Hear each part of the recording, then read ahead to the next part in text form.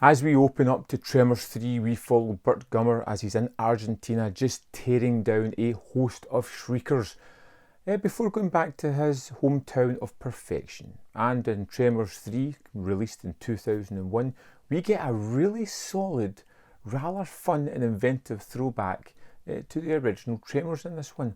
What I love most about this is they bring back a host of characters from the first movie, something that rarely happens, and rarely happens so well.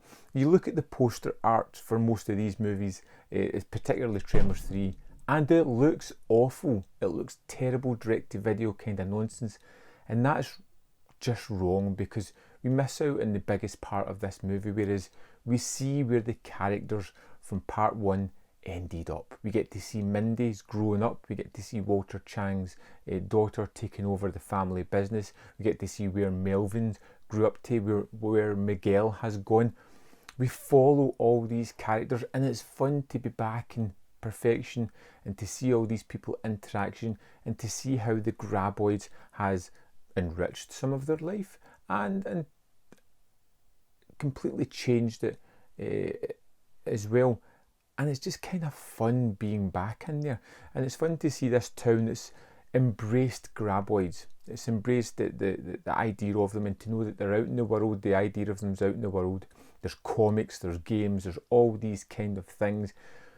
And it becomes so much fun. Now the basic crux of this is they come back again. The Graboids come back. And yet again in this one, we don't have the simple Graboids and Shriekers. We have a third evolution because it's alluded to in the second one that there is eggs that the Graboids hatch out of. In this one, the eggs are explained, and I really kind of liked the explanation. And again, it asks us to really delve into the lore of these Graboids to see how their evolutionary cycle is, and we get full circle here. We get the Graboids, we get the Shriekers, and we get the giggle-inducing name of ass blasters in this one, which are kind of like Shriekers that can fly, that cause all kinds of different ideas of terror in this one. I love how they kind of have an idea of how to defeat the Graboids in the first one. Great. In the second one, that has to change because there's the Shriekers. Great. In the third one, it has to change yet again because there's a new type of adversary to fight against. And I like the constantly evolving way that the movie doesn't just retread its old ground. Being back in perfection is brilliant. Seeing the characters again is fantastic. To have this new adversary and the way that they create some tense sequences throughout it is really fun.